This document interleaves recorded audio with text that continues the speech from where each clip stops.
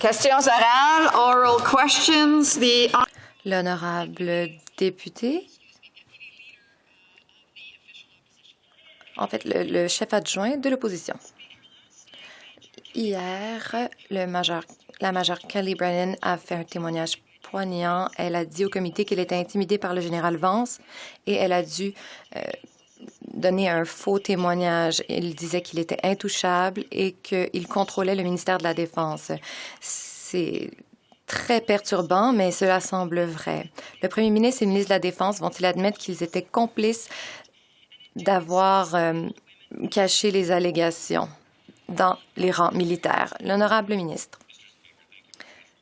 Madame la Présidente, merci pour la question. Éliminer toute inconduite et les abus de pouvoir et créer un environnement de travail sûr est toujours une priorité de ce gouvernement. Toute organisation, notamment les Forces armées canadiennes, doivent travailler très fort pour éliminer la masculinité toxique qui crée une culture inacceptable. Nous devons prendre tous les moyens pour assurer un avenir sûr pour les femmes dans les Forces armées et nous ferons ce que nous devons faire. Nous en ferons plus. Merci, Madame la Présidente. L'honorable chef adjoint de l'opposition. Madame la Présidente, en fait, je n'y crois pas. Détrompez-vous, nous aurons davantage de questions pour le ministre. Le Canada perd la lutte contre les variants de la COVID-19. Le premier ministre a finalement remarqué hier et a écouté les conseils de notre chef conservateur. Mais il est trop tard pour bon nombre de Canadiens. Après une éclosion du variant brésilien en Colombie-Britannique et après l'apparition de variants dans d'autres provinces, combien de temps devrons-nous composer avec cette troisième vague au Canada puisque le premier ministre a été trop lent à agir? L'honorable ministre.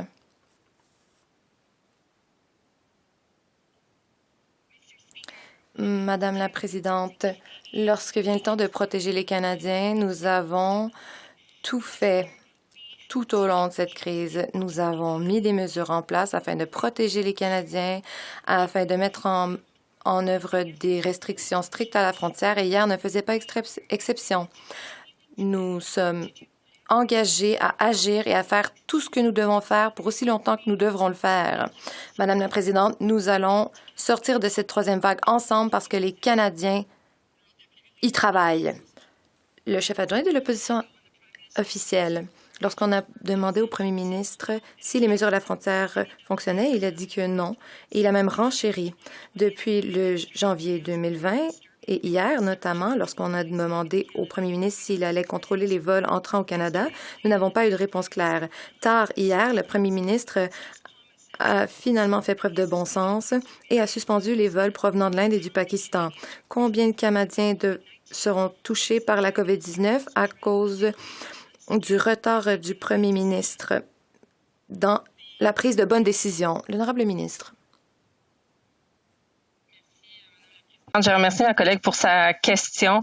De ce côté de la Chambre, Madame la Présidente, notre gouvernement va toujours s'appuyer sur les données scientifiques, les conseils de la santé publique et l'évolution de la situation de la COVID dans le monde. Effectivement, on a suspendu temporairement les voyages en provenance de l'Inde et du Pakistan alors que nous surveillons la situation dans la région. Les passagers doivent également recevoir un test négatif pour leur dernier point de départ avant de s'envoler pour le Canada. On continue de déconseiller fortement les voyages non essentiels. Madame la Présidente, la sécurité des Canadiens et Canadiennes sera toujours notre première priorité. Le député de Chicoutimi-Lafleur. Madame la Présidente, ça a tout pris pour que le premier ministre décide de fermer les frontières hier soir avec les pays qui ont des éclosions sévères de variants. C'est inconcevable qu'ils prennent autant de temps à prendre des décisions. Quand il est question de santé publique, il est primordial de ne pas prendre de chance. Le premier ministre expose la population à des risques sérieux depuis le début de son mandat. Il est lent sur les vaccins, lent à fermer les frontières, lent avec les tests rapides. Est-ce qu'il est conscient qui a causé cette troisième vague? L'honorable secrétaire parlementaire. Merci, Madame la Présidente. Je remercie mon collègue pour sa question. Madame la Présidente, nous avons les mesures existantes les plus strictes dans le monde. Alors que le nombre de cas de COVID augmente dans le monde entier, nous prenons les mesures nécessaires pour protéger les Canadiens contre la COVID-19 et les variants. Hier, nous avons suspendu temporairement tous les vols commerciaux et privés des passagers en provenance de l'Inde et du Pakistan pendant 30 jours. Nous allons continuer de déconseiller tout voyage non essentiel parce que ça sera toujours la priorité numéro 1, la sécurité des Canadiens et Canadiennes. Merci, Madame la Présidente. L'honorable député de Chicoutimi-Lafleur. Madame la Présidente, ce qui est difficile à comprendre, c'est que le premier ministre avait l'expérience de la première vague pour les frontières. Mais comme à la première vague, il est en retard, puis il n'apprend pas de ses erreurs. Il a fallu la pression des conservateurs des provinces et des médias pour qu'ils décident finalement de les fermer pour protéger la population. Il y a d'autres pays où la situation dégénère. Est-ce que le premier ministre peut nous assurer qu'il ne tardera plus à agir et mettre en péril la santé des Canadiens? L'honorable secrétaire parlementaire.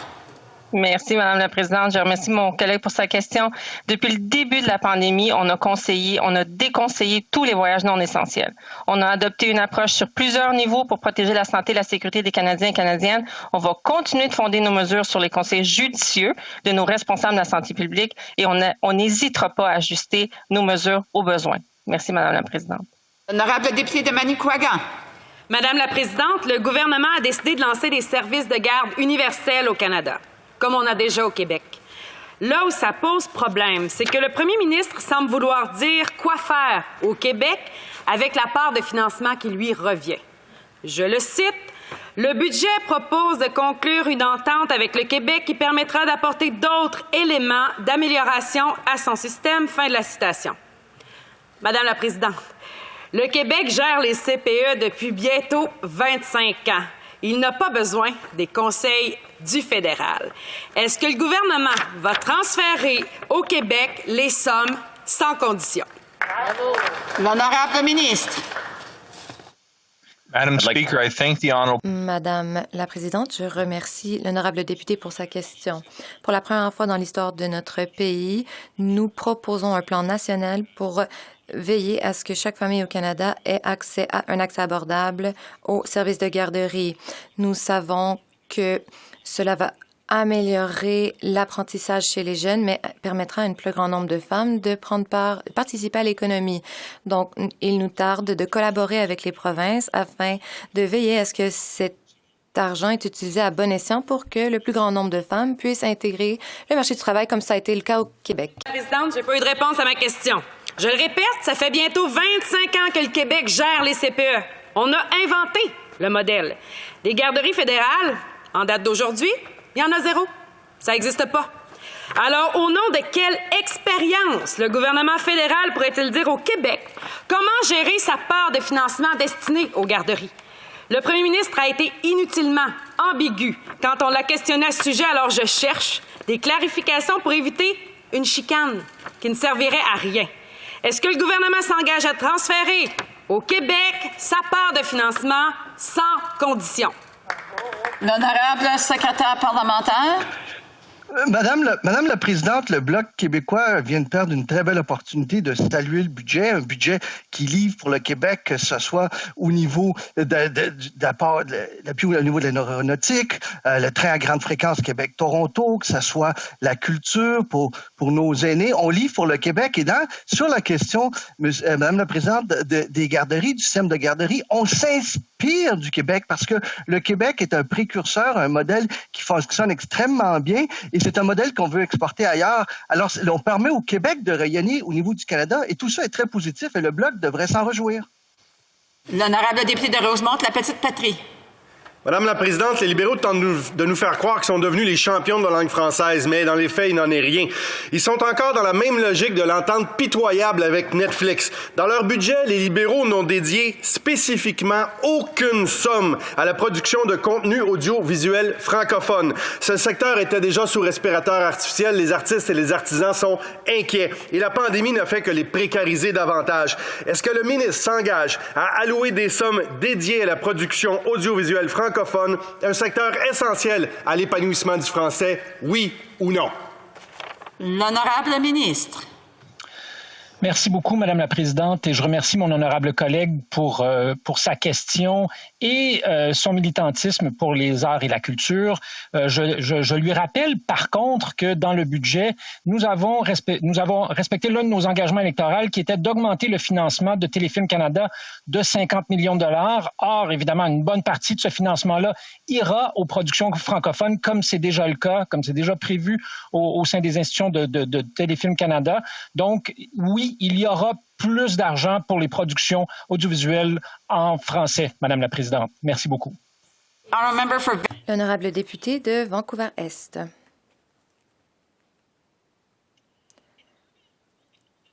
Dans la stratégie de logement pour les Autochtones, par les Autochtones, et dans la lettre de mandat du ministre depuis 2019. Mais à tous les budgets, les libéraux ne livrent pas la marchandise.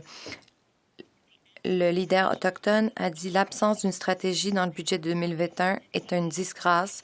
Le président est PDG d'une autre association qui est aussi coprésident du Conseil national du logement a dit que c'était une énorme déception. Le premier ministre va-t-il amender le budget immédiatement avant d'inclure une stratégie de logement par les Autochtones pour les Autochtones? L'honorable ministre.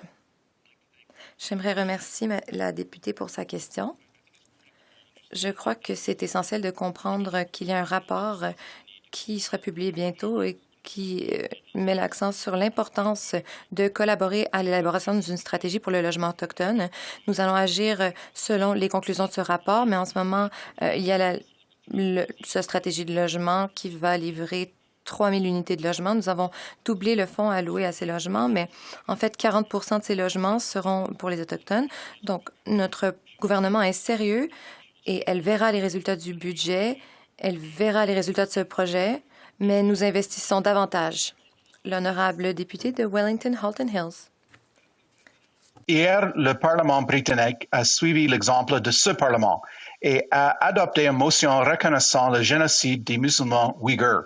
Les Ouïghours sont obligés de cueillir du coton et de produire des tomates. Les mesures que le gouvernement a prises en janvier pour interdire ces importations ne sont pas efficaces. D'autres pays ont mis en place des mesures efficaces. Le gouvernement va-t-il mettre en place des mesures efficaces pour interdire ces importations de Chine? l'honorable ministre. Thank you, Madam Speaker. Merci, Madame la Présidente, et je remercie le député pour sa question. Donc, il nous rappelle que le monde entier regarde la Chine. Notre message à la Chine est clair. Nous regardons aussi ce qui se passe là-bas. Les pays démocratiques doivent être unis dans leur promotion de la démocratie et des droits de la personne, comme le font la plupart des parlementaires dans les parlements de par le monde. Donc, nous accueillons favorablement la décision du Parlement du Royaume-Uni, la décision qui ressemble beaucoup à celle prise par ce Parlement. Et nous disons à la Chine que ce qui se produit là-bas est très important pour tous les Canadiens. Le député de Wellington-Halton Hills, Madame la Présidente, les pays partout dans le monde s'éveillent aux risques posés par la Chine, notamment en Hollande et au Royaume-Uni, ainsi qu'aux États-Unis. Ils ont tous reconnu le génocide ouïghour. Hier, l'Australie a annulé 2 décisions d'infrastructure, projets d'infrastructure chinois dans leur pays. Ce gouvernement va-t-il faire de même et se retirer des projets avec la Chine et dire qu'il ne veut jouer aucun rôle dans la promotion du modèle autoritaire de la Chine? Et va-t-il... L'honorable ministre. Merci, Madame la Présidente. Donc, comme nous l'avons dit à plusieurs reprises, notre relation avec la Chine est complexe et nous allons toujours défendre les droits de la personne de par le monde, notamment auprès de la Chine. Tout geste posé envers la Chine sera dans le meilleur intérêt du Canada et des Canadiens et nous surveillons de très près ce qui se passe en Chine. L'honorable député de Carleton. Un budget qui nécessite 700 pages en dit long sur les motivations du gouvernement. Après avoir doublé notre dette fédérale en 6 ans et en dépensant près d'1 billion de dollars, ne pas penser à la croissance à long terme serait le pire héritage de ce budget. Qui a dit cela? Robert Aslan, l'ancien conseiller au premier ministre et à Bill Morneau. Si les conseillers libéraux s'inquiètent de la crise de la dette, les Canadiens ne devraient-ils pas aussi être inquiets? L'honorable ministre. Madame la Présidente, l'honorable député semble penser que notre réponse à la pandémie a été trop onéreuse. J'aimerais lui rappeler que ce qui est le plus important de faire afin de garantir la relance, c'est de préserver les emplois qui existent. S'il croit que nos mesures sont trop onéreuses, j'aimerais lui présenter un propriétaire de PME dans ma collectivité qui a pu garder les portes de son entreprise ouvertes, car il a eu accès au compte d'urgence pour les entreprises du Canada. Et sinon, à mon ancien ami de l'école secondaire qui a réussi à garder son emploi grâce à la subvention salariale. Nous serons là pour les Canadiens, c'est le message qu'on envoie aux foyers canadiens. Et ce, pour aussi longtemps que ça prendra. Le député de Carleton, j'aimerais lui présenter les 330 000 personnes qui n'ont pas d'emploi et les dizaines de milliers de PME qui ne peuvent garder leur porte ouverte parce que son gouvernement a échoué à fermer la frontière et a échoué dans sa campagne de vaccination. Comme un entrepreneur a dit l'autre jour, ce gouvernement a des moyens de pays riches et des résultats de pays pauvres. Pourquoi ce gouvernement pense-t-il qu'ils peuvent seulement évaluer le succès par l'argent dépensé plutôt que par les résultats obtenus? L'honorable secrétaire parlementaire. Madame la Présidente, j'aimerais saisir cette occasion pour remercier les milliers de propriétaires de PME qui ont fait la bonne chose pour protéger la santé du public en fermant leurs portes pour endiguer la propagation de la COVID-19. C'est ce qui nous permettra de nous remettre de cette crise. Donc, j'aimerais rappeler à mon collègue que l'économie canadienne a ajouté environ 300 000 emplois et plus au cours de l'année. Nous sommes toujours aux prises avec la COVID-19, donc je m'attends à ce que les entreprises soient responsables et continuent d'être responsables, mais nous les aiderons lors de la relance. Madame la Présidente, hier soir, la majeure Kelly Brennan a livré un puissant témoignage au Comité de la condition féminine. Elle a dit au comité qu'elle avait été intimidée par le général Vance pour la forcer à donner un faux témoignage. Elle a dit qu'il se vantait de contrôler le système de justice militaire. Il s'est même vanté de contrôler le ministre de la Défense. Pourquoi ce gouvernement a-t-il ignoré pendant 3 ans les allégations d'inconduite sexuelle du général Vance? Était-il aussi contrôlé par lui? L'honorable ministre. Madame la Présidente, en fait, ça ne pouvait pas être plus loin de la vérité. Nous ne tolérons absolument pas les inconduites et nous écoutons ceux qui dénoncent ces inconduites. Nous avons pris au sérieux toutes ces allégations et avons agi immédiatement. Nous nous assurerons qu'il y ait une enquête complète. Il faut qu'il y ait un changement de culture au sein des Forces armées canadiennes et c'est pour cela que dans le budget de 2021, nous avons ajouté 336 millions de dollars afin d'éliminer toutes sortes d'inconduites sexuelles. Saint-Charles. Merci, Madame la Présidente. Les millions, c'est très beau, mais je rappellerai au ministre que le leadership aussi, c'est important. Là-dessus, ma autre question s'adresse au niveau de la santé. Les experts nous disent que pour obtenir l'immunité collective, au moins 70 % d'une population a besoin d'une immunité contre la COVID-19. Au Québec, les efforts de vaccination sont très ordonnés et ils ont la capacité de vacciner plus de 100 000 personnes par jour. Même chose pour l'Ontario. Et à ce rythme, cette province aurait déjà pu vacciner 10 millions de personnes, suffisamment pour atteindre l'immunité collective. Est-ce que la ministre peut admettre que le Canada aurait déjà atteint l'immunité collective si ce gouvernement libéral avait fourni suffisamment de vaccins à temps? L'honorable ministre. Madam Speaker. Madame la Présidente, c'est important de savoir que le Canada se classe au 3e rang des pays du G20 pour ce qui est de la distribution de vaccins. Madame la Présidente, c'est aussi important de savoir que les Canadiens ont travaillé fort pour endiguer la propagation du virus. Nous devons encore en faire plus. Nous devons continuer à suivre les mesures de santé publique pour assurer la sécurité des Canadiens. Dans ma province de l'Ontario, les variants se propagent. J'aimerais donc remercier tous ceux qui en font énormément pour protéger les Canadiens. Merci, Madame la Présidente. La métisse Matane Matapédia. Madame la Présidente, en 2008, Stephen Harper, dans son plan climatique intitulé « Prendre le virage », proposait 1. de sortir du charbon, 2. d'investir dans des technologies de captage du carbone et 3. d'instaurer la norme sur les combustibles. Cette semaine, dans le budget, les libéraux proposaient 1. de sortir du charbon, 2. d'investir dans des technologies de capture et de stockage du carbone et 3. d'améliorer la norme sur les combustibles. Ottawa essaie encore de faire passer le pétrole pour une énergie verte. Madame la Présidente, je suis pour le recyclage, mais à un moment donné, peut-on faire une exception pour les politiques environnementales de Harper?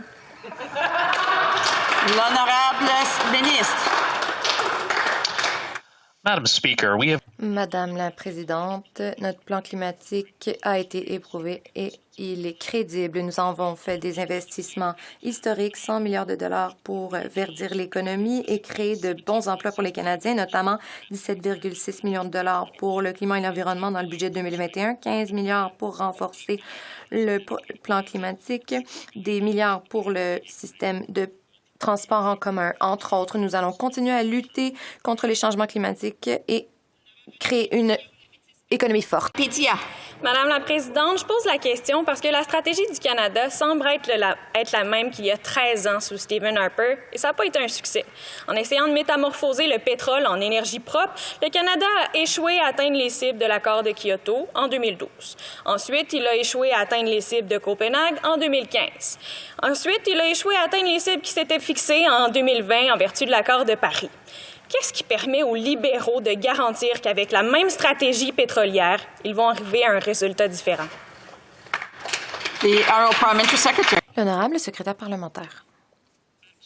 Madame la Présidente, lorsque notre gouvernement est entré au pouvoir il y a 5 ans, les émissions du Canada étaient en voie d'être 12 % plus élevées en 2030 qu'elles étaient en 2005. Donc, nous avons diminué la pollution, nous avons négocier le premier plan climatique du Canada qui a les cibles les plus ambitieuses de l'histoire du pays. Et cela a produit des résultats.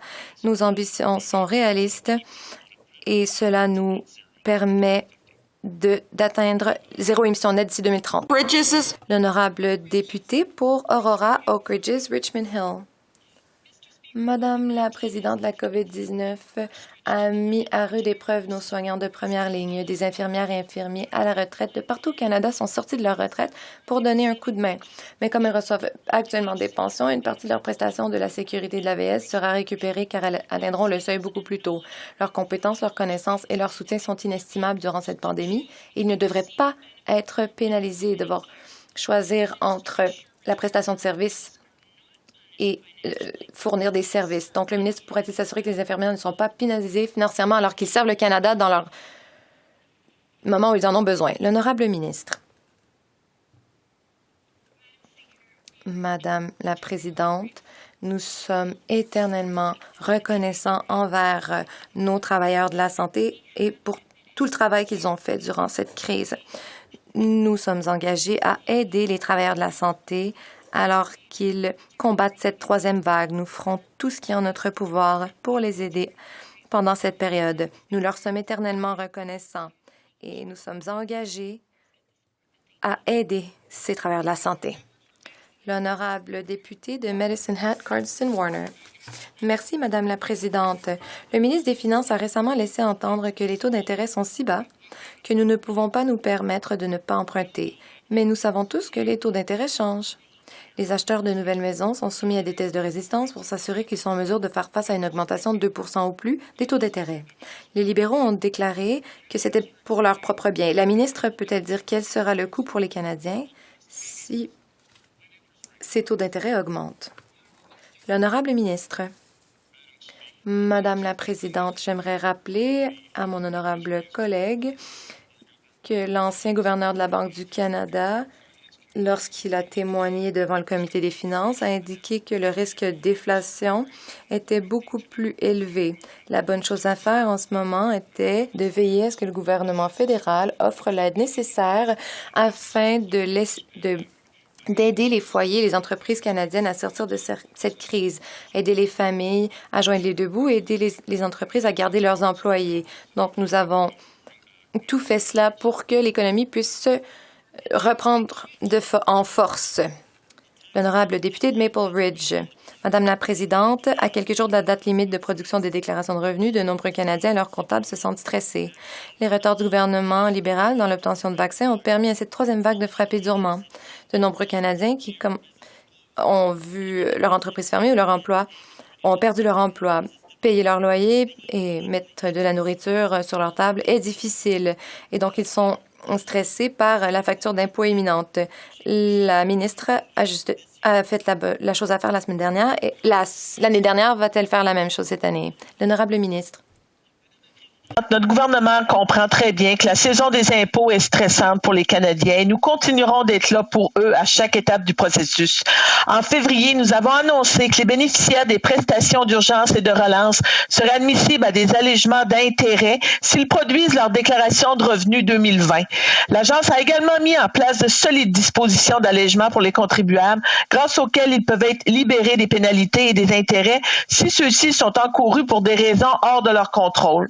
Ces mesures feront en sorte que les Canadiens qui ont besoin d'aide pendant la saison des impôts l'obtiendront, Madame la Présidente. L'honorable député de Nouveau-Brunswick-Sud-Ouest. Madame la Présidente, le budget de lundi comprend une admission remarquable selon laquelle les anciens combattants ne peuvent pas avoir accès au programme de soutien parce que les prestations d'invalidité ne sont pas confirmées. Un ancien combattant de ma circonscription a subi de multiples chirurgies après avoir été blessé lors d'une explosion de dispositifs explosifs de circonstance en Afghanistan. Au cours des 6 dernières années, s'est vu refuser l'indemnité pour blessures graves. Il y a 2 ans, le ministre des Anciens combattants était dans ma circonscription et a rencontré sa famille. Au lieu d'intervenir, le ministre a recommandé qu'il fasse de nouveau appel. Mais c'est le ministre qui établit la politique, dont nous demandons à nouveau. Les chirurgies invasives multiples sont-elles des traitements complexes? L'honorable ministre. Madame la Présidente, le budget déposé lundi est un budget qui aide les anciens combattants et leurs familles. Nous avons investi 140 millions de dollars pour couvrir les traitements de santé mentale lorsque les gens attendent le traitement de leur demande et 50 millions de dollars pour un fonds de bien-être octroyé aux organisations qui aident les anciens combattants, 45 millions de dollars pour réduire la pauvreté chez les anciens combattants. Notre gouvernement continuera d'investir pour améliorer les vies des anciens combattants et de leurs familles. L'honorable député de Windsor-West. Madame la Présidente, chez moi en Ontario, nous vivons une 3e vague dévastatrice. À Windsor, où il y a beaucoup de travailleurs essentiels, eh bien, certains doivent traverser aux États-Unis pour travailler et on leur demande d'être vaccinés de manière urgente aux États-Unis, comme on l'a vu au Manitoba et au Dakota du Nord. Il faut veiller à ce que les travailleurs essentiels soient protégés pour qu'ils puissent continuer leur travail crucial.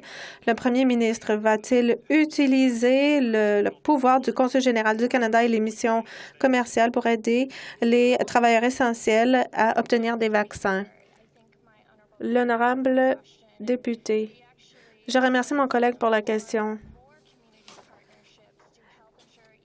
Nous visons davantage de partenariats entre collectivités pour veiller à ce que les Canadiens soient vaccinés en plus grand nombre et nous voulons travailler avec les provinces et territoires pour veiller à ce que les travailleurs essentiels soient vaccinés, qu'ils soient priorisés et nous sommes prêts à travailler avec d'autres partenaires qui peuvent nous aider dans cette tâche parce que nous savons que les vaccins font partie importante de la réduction de la transmission. L'honorable député de Skinner-Buckley Valley. Madame la Présidente, plus tard aujourd'hui, la Banque de l'infrastructure du Canada tiendra son assemblée annuelle, mais ce n'est pas vraiment une assemblée. C'est une série de vidéos promotionnelles préenregistrées. Cette banque dispose de 35 milliards de dollars d'argent public et pour son budget, elle ne peut même pas rendre des comptes comme il faut. Personne au Canada ne pourrait s'en tirer avec une vidéo promotionnelle qui fait office d'assemblée annuelle. Pourquoi la banque n'a complété aucun projet en 4 ans? L'honorable ministre.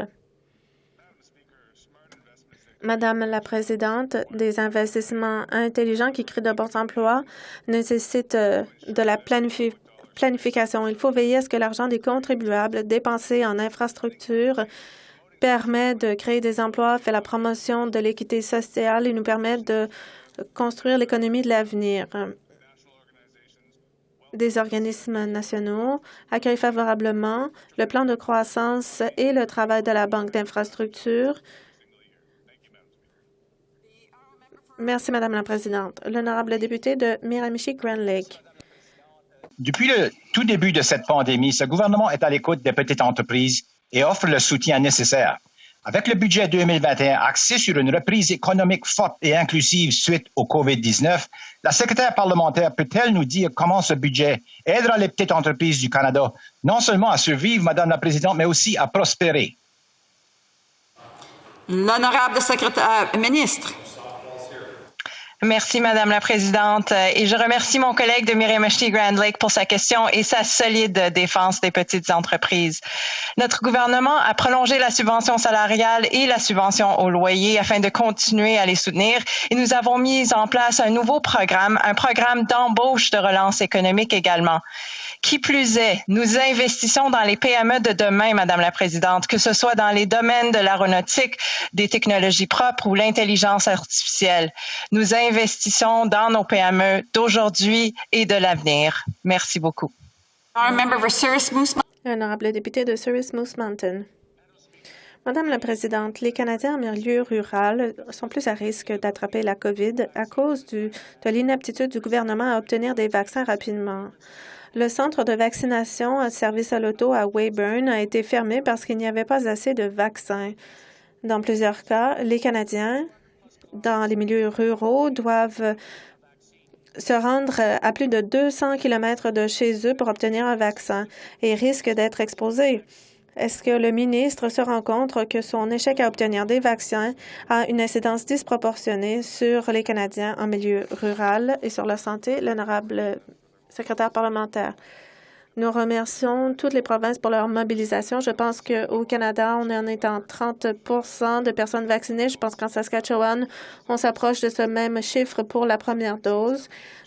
Beaucoup de vaccins arrivent, 2 millions de vaccins Pfizer au mois de mai, pendant les semaines du mois de mai, et jusqu'à 50 millions de vaccins seront arrivés au Canada d'ici la fin juin. Je sais que le député se joint à moi pour inviter tout le monde à se faire vacciner le plus rapidement possible. L'honorable député de York-Simcoe.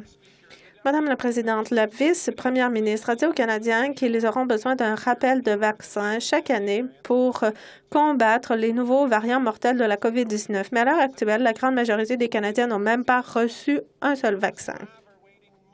Et ceux qui l'ont reçu attendent des mois pour obtenir la deuxième dose. Le gouvernement libéral a échoué à s'approvisionner en vaccins et a échoué à augmenter notre production nationale. Est-ce qu'on peut s'attendre à ce que les libéraux échouent dans le déploiement des rappels de vaccins également? L'honorable ministre. Eh bien, des nouvelles sur les rappels de vaccins seront annoncées plus tard aujourd'hui. Mais je dirais ceci aux députés, près de 30 des Canadiens ont reçu un vaccin. 13 millions de doses ont déjà été distribuées au Canada. 50 millions de doses auront été obtenues d'ici la fin juin. Nous aurons assez de vaccins pour vacciner tous les Canadiens qui le souhaitent. Et je sais que le député invite tous les Canadiens à se faire vacciner quand ce sera leur tour. L'honorable député de Kelowna Lake Country.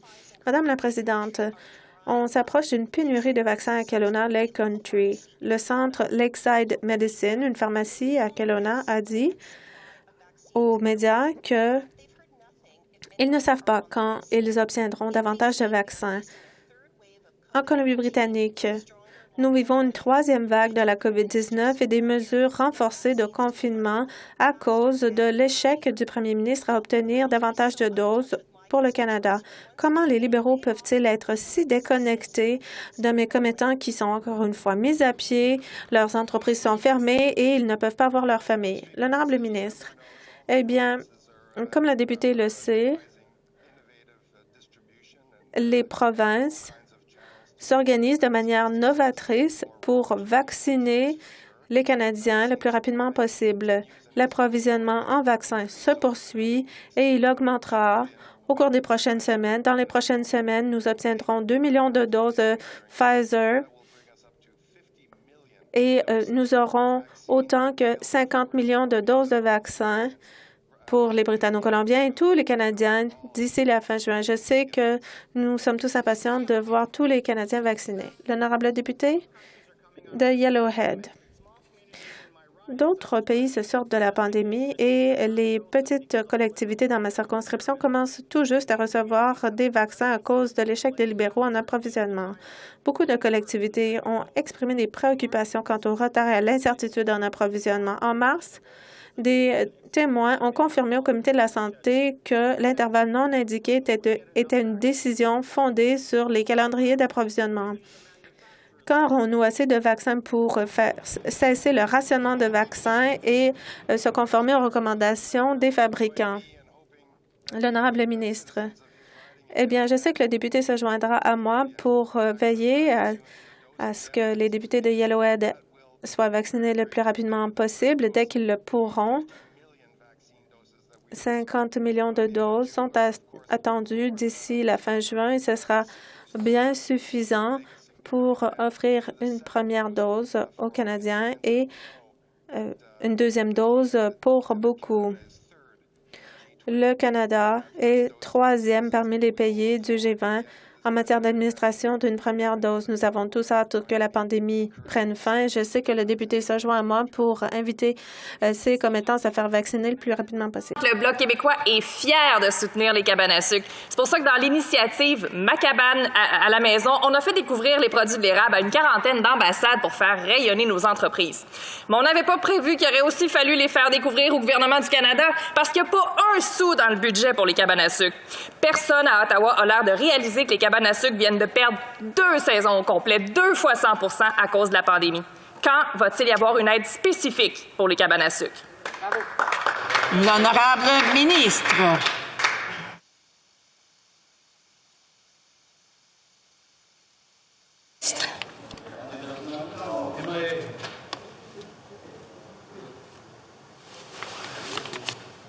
L'honorable député de Saint-Jean.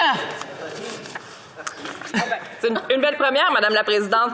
Quand on parle d'entreprises de restauration ouvertes seulement au printemps, c'est exactement ça, les cabanes à sucre, et la saison n'est pas reportable. Les cabanes à sucre ont perdu 100 % de leurs revenus l'an passé durant la première vague, 100 % encore cette année durant la troisième, et il n'y a aucun programme d'aide fédérale conçu pour leurs besoins. Visiblement, personne ne connaît ça.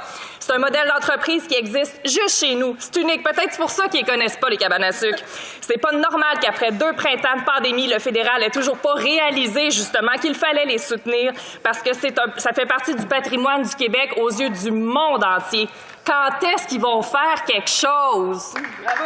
L'honorable ministre. Non, on n'a pas de son. Est-ce que votre micro est branché?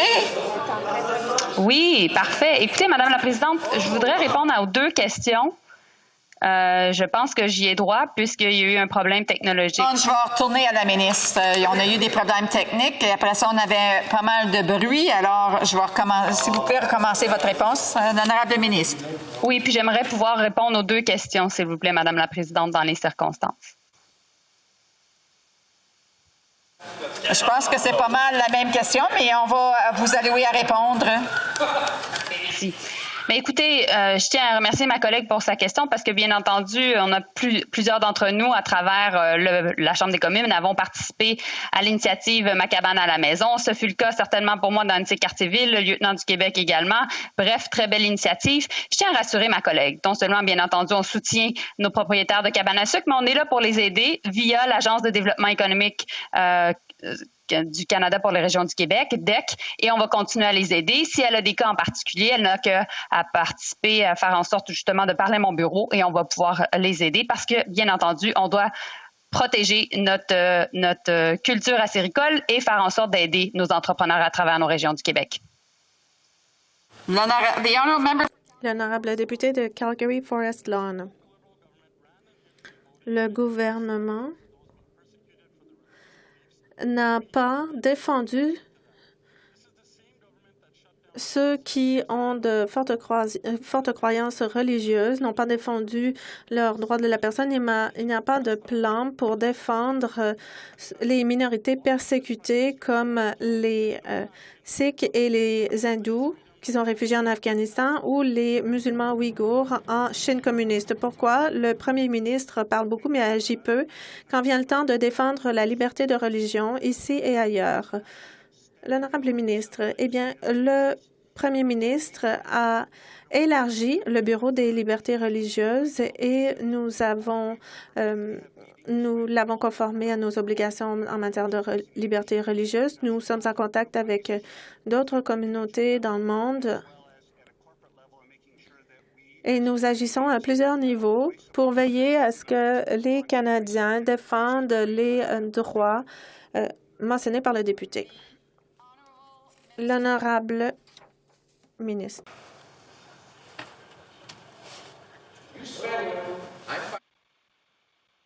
Our member for Richmond Centre. L'honorable député de Richmond Centre. Merci, Madame la Présidente. La fin de semaine passée à Richmond, une autre petite entreprise a fermé ses portes. Après 50 ans de bons services dans la collectivité, Hanson Travel a été forcé de fermer ses portes à cause de la pandémie de la COVID-19 qui se poursuit. Malheureusement, M. Lau n'est pas le seul dans ce cas.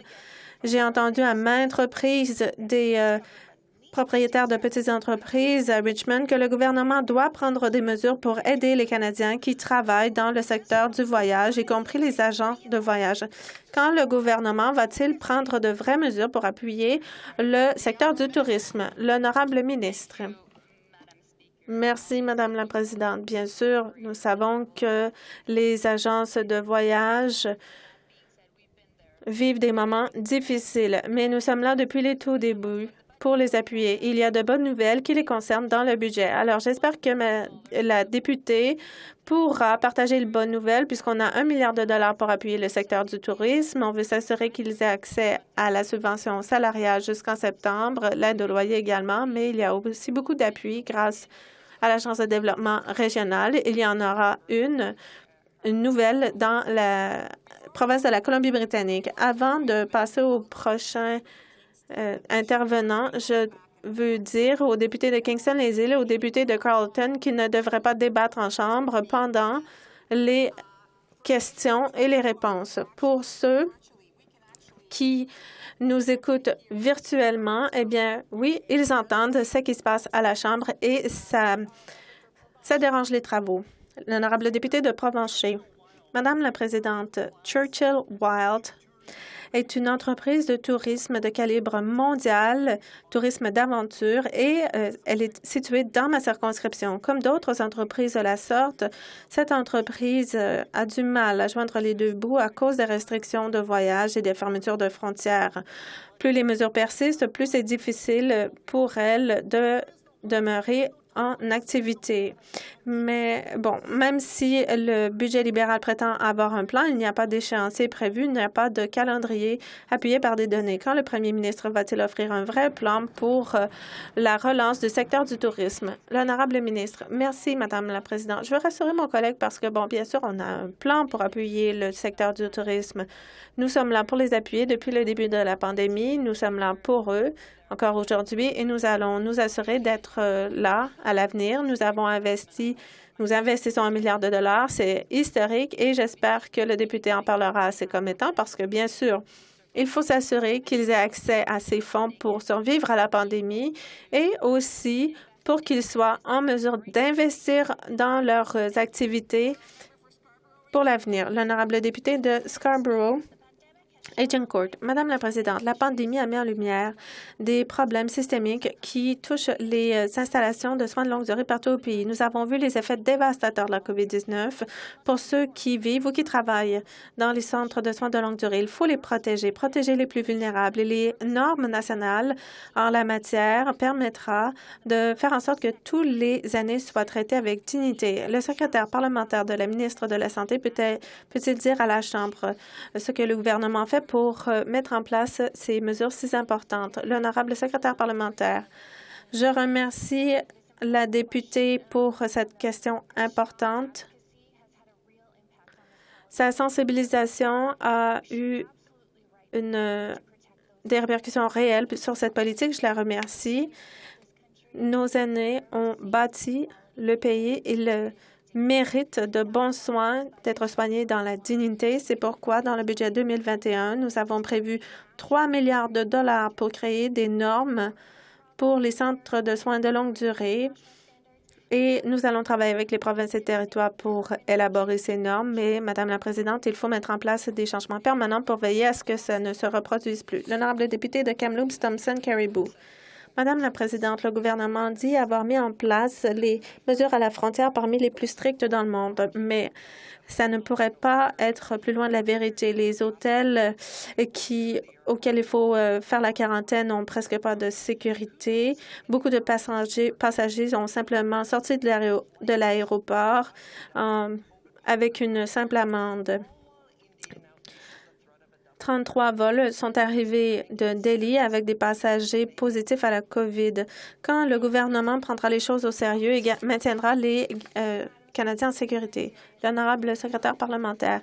Madame la Présidente, nous prenons les choses au sérieux depuis le premier jour. Les mesures à la frontière sont parmi les plus strictes, peu importe le pays d'origine. Les voyageurs doivent se soumettre à un test avant d'embarquer dans l'avion.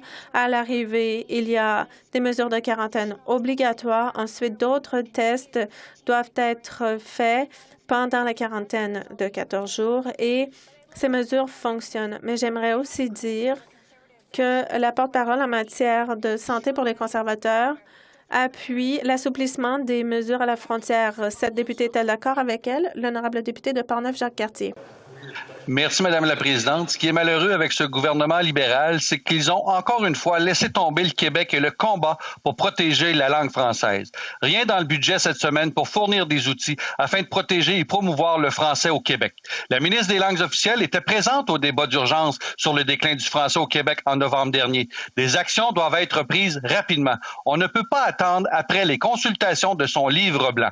Il faut agir maintenant. Pourquoi ce gouvernement libéral laisse-t-il tomber encore une fois le français et les Québécois? L'honorable ministre. Merci, Madame la Présidente. Écoutez, hier, le collègue du collègue qui me pose la question m'a posé la question concernant les investissements en langues officielles dans le budget et clairement, il n'avait pas lu le budget. Mais je pose encore la question à mon collègue aujourd'hui parce que, bien entendu, il y a du financement pour le français dans le budget, au Québec également. Pourquoi? Parce qu'il y a du financement pour le français langue seconde qui s'applique, bien entendu, aux Québécois d'expression anglaise. Donc, on va pouvoir travailler pour renforcer le fait français au Québec de façon générale. Et aussi, on va pouvoir le faire via la modernisation de la loi sur les langues officielles. Plusieurs fonds sont là également dans le budget. Alors, j'espère qu'il va célébrer avec nous. L'honorable député de Yorkton-Melville. Yorkton-Melville. L'honorable député. Merci, Madame la Présidente. Les vétérans et les membres des Forces armées canadiennes risquent leur vie pour le Canada. Ceux qui ont subi un traumatisme sexuel pendant qu'ils étaient dans l'armée ne devraient pas se battre avec le gouvernement pour obtenir une indemnité. Le recours collectif des victimes d'inconduite sexuelle dans l'armée viendra à échéance le 25 novembre. Et pour beaucoup, le processus est si difficile que cette échéance qui arrive les empêchera de dénoncer. Le ministre va-t-il prolonger l'échéance pour le recours collectif et permettra aux victimes de porter plainte au moment qui leur convient? L'honorable ministre. Merci, Madame la Présidente. Je remercie la collègue pour la question. Il est important d'investir pour les anciens combattants et c'est ce qu'a fait notre gouvernement. Après une décennie de compression de la part du gouvernement précédent, nous avons investi 11 milliards de dollars en nouvelles prestations, en nouveaux services. Nous avons rouvert les bureaux que les conservateurs ont fermés. Nous avons réembauché des employés qui avaient été mis à pied par l'ancien gouvernement. Le gouvernement appuie les vétérans et leurs familles et nous allons continuer de le faire à l'avenir. Merci. L'honorable député de Malpec. Madame la Présidente, ma question s'adresse au ministre de la Sécurité publique. Il continue d'y avoir un peu de confusion à propos de la stratégie du gouvernement pour maintenir les collectivités en sécurité et pour nous protéger de la violence faite par les armes à feu. Il faut voir des résultats sur le terrain au niveau local. Quelles mesures prend le ministre avec l'île du Prince-Édouard pour améliorer la sécurité des citoyens en matière de violence? Mes collègues pour sa question. Madame la Présidente, on sait qu'il y a de nombreuses communautés, tant urbaines que rurales, qui ont vu augmenter la criminalité liée aux armes à feu au cours des dernières années. Pour y faire face, notre gouvernement a présenté des lois rigoureuses plus strictes pour mieux contrôler les armes à feu, mais on a aussi continué de faire des investissements. On poursuit de faire des investissements pour lutter contre cette violence et pour poursuivre ceux qui la commettent. Récemment, on a annoncé un financement de plus de 1,5 million de dollars pour soutenir le Fonds d'action contre la violence liée aux armes à feu et aux gangs à l'île du Prince-Édouard. C'est une mesure très concrète qui va rendre les communautés plus sécuritaires. Merci, Madame la Présidente. L'honorable député de South Okanagan-West Kootenay. Madame la Présidente, un Canadien sur 5 vit dans la pauvreté énergétique ont du mal à payer pour le chauffage, par exemple. Ils ne peuvent pas se payer des rénovations éco-énergétiques, mais c'est ce que le gouvernement veut leur offrir. Le gouvernement aurait pu mettre en place un programme comme celui proposé par Jack Layton autrefois, qui était à faible coût. Pourquoi les libéraux n'utilisent pas les subventions pour le pétrole et le gaz pour aider les Canadiens à plus faible revenu? L'honorable ministre. Merci. Nous prenons des mesures pour lutter contre les changements climatiques et faire croître l'économie dans le budget 2021. Ce budget contient 17 milliards de dollars pour un avenir plus propre et plus sûr, dont 4 milliards de dollars pour la protection des océans et des investissements pour restaurer les populations de ce monde du Pacifique, d'autres fonds pour décarboniser certaines industries. Nous avons un plan ambitieux pour le changement climatique qui aidera tous les Canadiens, y compris les Canadiens dans la circonscription du député, l'honorable député de Brampton Centre. Madame la Présidente, malgré le fait qu'il est complètement capable de le faire, le gouvernement n'a pas réussi en matière de production nationale de vaccins. Le gouvernement continue de se vanter qu'il dépend des milliards de dollars, mais on ne voit pas la fin de la pandémie. Comment le gouvernement peut-il justifier cet échec auprès des Canadiens? L'honorable ministre. Merci, Madame la Présidente. Notre gouvernement a investi considérablement depuis le tout début dans la biofabrication, reconnaissant que notre pays n'avait pas la capacité pour produire ses propres vaccins. Alors, nous avons fait des investissements, des centaines de millions de dollars, et dans le budget 2021, 2,2 milliards de dollars sont prévus pour protéger les Canadiens maintenant et à l'avenir, parce que nous savons que les Canadiens ont besoin de ces vaccins et auront besoin aussi de rappels de vaccins plus tard. Alors, nous faisons les investissements nécessaires. Merci.